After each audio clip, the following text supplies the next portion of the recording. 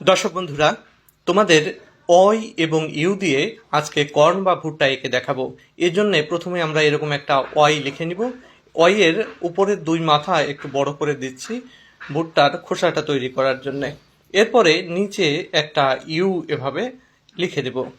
এরপরে আবার অয়টাকে আর একটু বাড়িয়ে ভুট্টার যে বাইরের যে ফলের যে খোসাটা থাকে সেটাকে এভাবে এঁকে দিয়ে দিলাম। এরপরে উপরে লম্বা করে আর একটা ইউ একটু উল্টা করে দিয়ে দিতে হবে।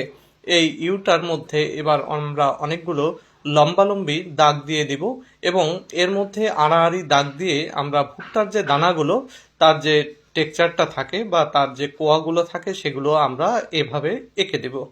এভাবে দেখুন যে ভুট্টার দানাগুলো আমাদের হয়ে গেল।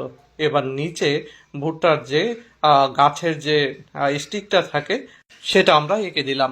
এবার খোসার গায়ে যে দাগগুলো থাকে, যেগুলো শিরা থাকে, সেই শিরাগুলো আমরা কলমের লাইন দিয়ে এভাবে এঁকে দিচ্ছি। তোমরা কিন্তু পেন্সিল দিয়ে করবে। এবার ভুট্টার উপরের ফলে এরকম কিছু দিয়ে আমি রং করে দিচ্ছি। আমি ফলে হলুদ রং দিয়ে দিচ্ছি এবং নিচে একটু ইয়েলো আকার দিয়ে দিলাম এবং ফলের খোসা এবং স্টিকে সবুজ রং দিয়ে দিলাম। ভিডিওটি কেমন লাগলো অবশ্যই কমেন্টে জানাবে।